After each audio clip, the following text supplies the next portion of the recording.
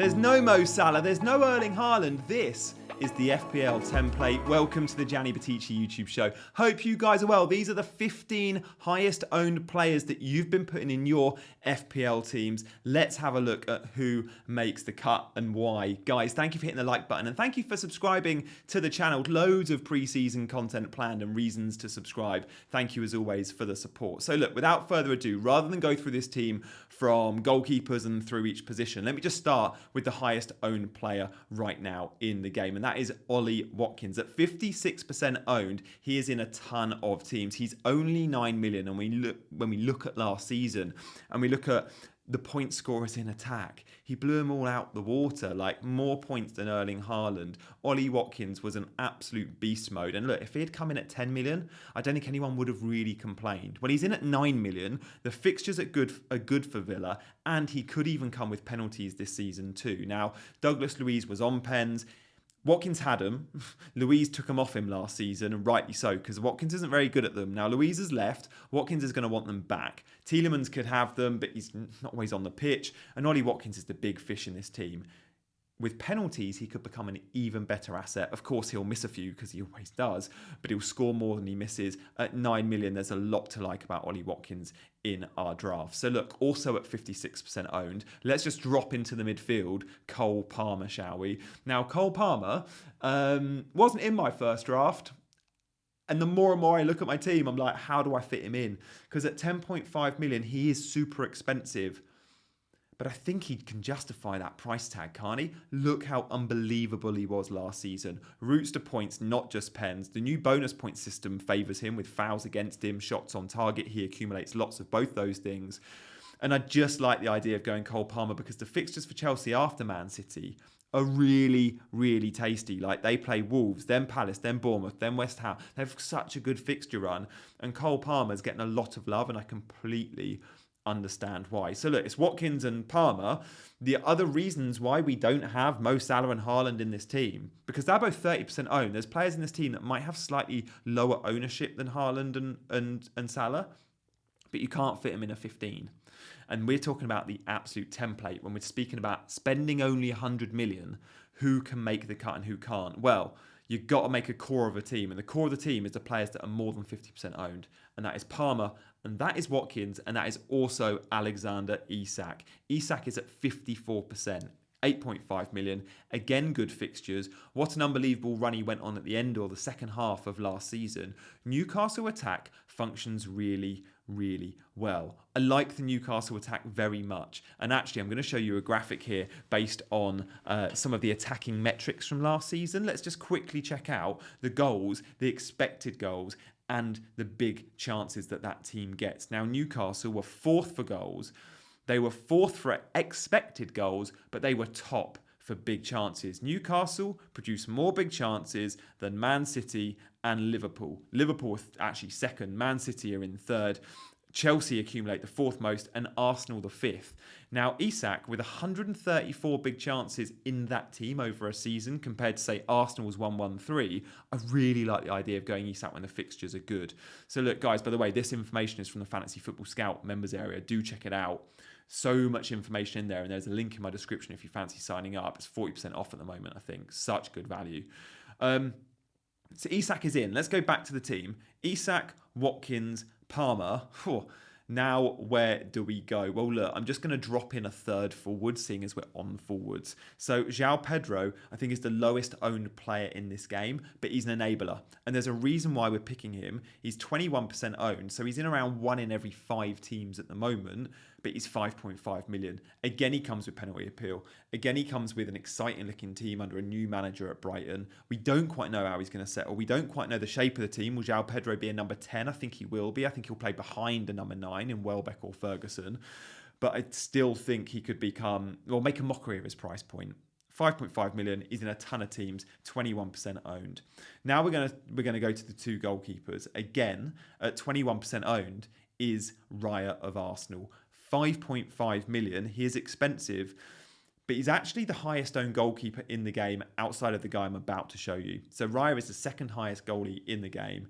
And he's a cheap route to the Arsenal defence, and we want to cover this defence. Of course we want to cover the defence, because Arsenal, again, when we look at defensive metrics, Okay, and I'm just going to again just give you a quick flash of some defensive metrics from Fantasy Football Scout. Goals conceded, Arsenal were top. Expected goals conceded, Arsenal were top. And also when we look at clean sheets, Arsenal kept 18 clean sheets. The next fewer were Man City and Everton on 13 clean sheets. Arsenal's defensive record last season was outstanding. Now you've got to spend 6.5 to get Ben White, or a 6 to spend on Gabriel or Saliba. Well, Raya comes in at 5.5. He's a cheap route to that attack, or that defence, sorry. What you won't get from Raya, which you might from budget keepers, is loads of save points and loads of bonus points, because he actually isn't that busy, as we've seen from those defensive metrics. So Raya is in, and he's alongside Turner, who's 24% owned. Now, Turner is 24% owned because people see the price tag at 4 million and go, oh, 4 million keeper that gets minutes. Yeah, he got minutes last season, but Turner's going to be third choice for Nottingham Forest this year. I personally would swerve Turner because he's so highly owned. He'll get a lot of managers selling him. Now, when a player gets sold, he goes down in value. Expect Turner to be 3.8, 3.9 million after a month or two of the season. So Turner, I would swerve, but he is at 24% owned. Let's continue talking about Arsenal, though, because Saliba is the highest owned defender in the game right now. 42%. He comes in at the same price as Gabriel, but we know from last season, Saliba got more points than Gabriel. It does better in the BPS. You could argue he's a bit lesser of a goal threat, but look, 6 million, who cares about the Arsenal fixtures? They've pretty much shown us that fixture proof. We all like the Arsenal defence for a reason. They're very, very good. And yes, they have some tough away trips. They go to Villa, they go to Spurs, they go to Man City, all in the first 5-6 weeks. I don't think that matters too much long term. And remember, with the idea of rolling up to 5 free transfers, we probably want to accumulate as many moves as we can. Therefore, we want a fairly settled backline because we tend to make our transfers on high upside picks in midfield and attack. Someone like Saliba feels like a bit of a set and forget, as does, next to him, Gvardiol at 32% owned. He is expensive, Gvardiol. The other Man City defenders are all 5.5. But Gvardiol, you get attacking threat, and if he plays at left back again, he'll be super high and super wide. Actually, showed us that he might tell you his best position centre back, but he showed us he can be a top tier elite left back at the end of last season. And Pep saw him play there and just couldn't take him out of the team. He was getting every minute, and he was scoring goals and he was getting assists. I love Gvardiol at 6 million. Will he reach my team? I don't know, because there's so many good 4.5 million options, but I can see why. He's in the team of the masses. He is in this template team. Remember, that's what we're talking about today, guys. This is the team that loads of your friends in your work mini leagues will have a team like this, because many, especially more less engaged managers, they'll pick from last season's points. And loads of the players we're talking about, they smashed it last season. Palmer, Watkins, Isak, good picks last season, amazing picks last season. That's why they're so highly owned. Now, this team comes in under 100 million. That's why there's no Haaland and Salah, who are both around 30% owned. Guys, by the way, do hit those buttons. If you're enjoying the show, like, but also please consider subscribing to the channel. That would be amazing to have your subscribes coming in. Guys, OneFootball is my football app of choice. It's where I get all my news. I use the app on a daily basis, so I'm delighted that they are sponsoring this episode. Whether you're looking for transfer gossip, you want to check out fixtures, or if you just want to see the goals from pre-season, OneFootball is the app for you. There's a link in the description. Go check it out. You won't be disappointed. Pedro Porro, 4th best performing defender last season. Only the 3 Arsenal players, White, Gabriel, Saliba, got more points than him. A ton of attacking returns, 5.5 million. You don't need clean sheet points from Pedro Porro. He still comes up with attacking returns. We would like his clean sheets to be better, and I do wonder if he's a tad expensive. But look, 26% owned. You guys have spoken. Now let's put some 4.5s in there. At 24% owned, we have Dan Burn. Yeah, he's been popular for the reason that we think he's a favourite of Eddie Howe's, even with the signing of Kelly, even with the fact that Livramento can play left back, Lewis Hall can play left back. We expect Burn to be either left back or left centre back. Remember, Botman is injured. No guarantee he's a starter, but I think he will be. And then we have Anderson of Palace. We looked at the defensive metrics, and we saw Arsenal top. Well, Palace are a top 5 defence as well. And I can see why many have gone to Anderson, who offers a bit of goal threat. 22% owned. Anderson starts the season away at Brentford, home to West Ham, and then away at Chelsea. So that's the defence. We've spoken about Palmer in midfield. Let's talk about who's alongside Palmer. Well, the second highest owned midfielder in the game is 7.5 Gordon. 37% owned. We've spoken about the Newcastle attack being so good. The big chances, they get more than anyone else. More than anyone else in the league, Newcastle. And a lot of those big chances are created by this man. Anthony Gordon comes with set-piece threat quite often. He shares them with trips. And he's just so good. His home record is insane. He starts the season at home to Southampton. Remember that. Eze at 33%. Yeah, just a baller at 7 million. Cheaper than Mateta, by the way. That's why Eze's so popular. If they're the same price, Eze's share would dip, Mateta's would increase. But you save 0.5 from Mateta to Eze, and they get very similar output. Again, many expect Eze to be on all the set pieces, including penalties. Palace are just so much better under Glasner, and that's why we're covering Eze. Phil Foden, same ownership as Eze. The reason people are going to Foden is they can't afford Haaland.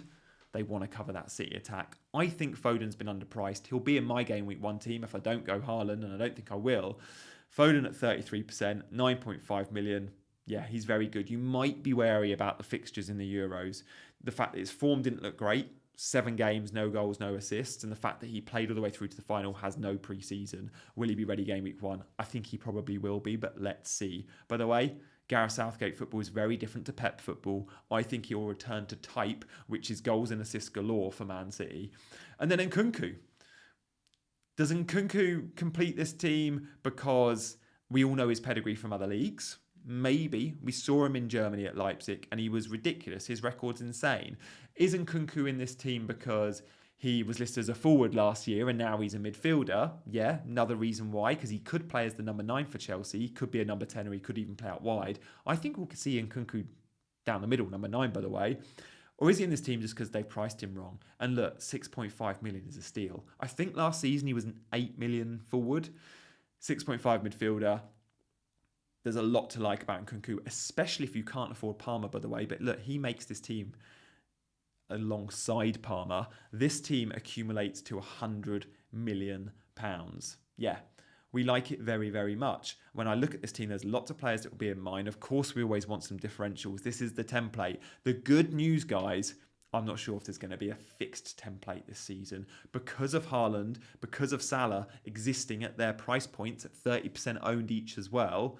That might have just broken the template a little bit, which we like. But Watkins, Isak, Palmer, all over 50%. What we won't see is an 80% owned player this season, which we did last year in Haaland, and that makes the game a little bit more boring, I think. So this is great. Loads of players around that 30%, 30, 40% mark, which makes it more and more interesting. Guys, thank you so much for watching the video. Drop a comment and let me know how many players you've got in your team. Also, please, please, please hit the buttons on your way out. If you're already subscribed and you want to hit that notification bell, then that would alert you to all my videos as well. Guys, thank you for watching. I'll see you for another video very, very soon. Bye-bye.